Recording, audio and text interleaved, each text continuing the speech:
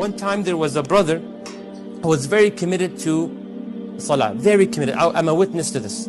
A blizzard, thunderstorm back in Canada, he always comes to the masjid. Wonderful brother, mashallah. I would drive sometimes, see him on the sidewalk, I'll go pick him up. He has no car, no bus pass, no bike, nothing. All of a sudden the brother stopped showing up to the masjid. I go to his house, knock on the door, and he opens the door.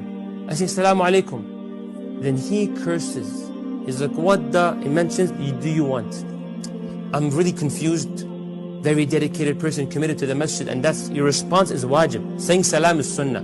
Responding is an obligation. Don't tell me I hate that brother, I have issues. No, no issues. When you say salam, you have to respond back. May Allah allow us to follow the sunnah. Ameen Rabbil Alameen. Then he said, he's like, what do you want? I'm like, I came to check on you. You were absent for a week from the masjid or so. He's like, I'm healthy, I'm standing, now move on in life. I'm like, I'm not moving on until you tell me what's wrong with you. Because we're a little close, so I can have, it's subjective. Back and forth, back and forth. He's like, okay, come here. So I'll go to his house. What's your story? He said, you know how dedicated I am to the masjid, yes or no? I'm like, yes, I admit to that.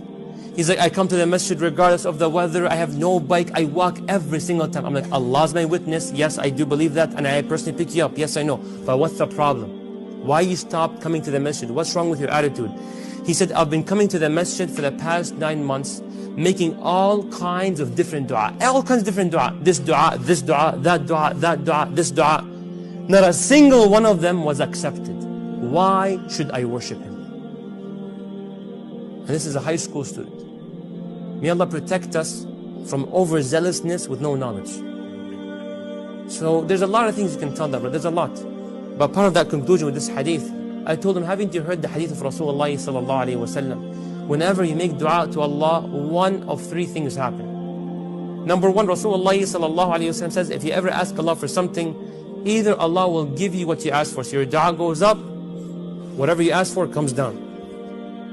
Or number 2, Allah al-Hakim, the all-wise, knows whatever you ask for is not good for you. So your dua goes up, but no blessing goes down, but your dua goes up and blocks a hardship or a calamity that was about to fall upon you.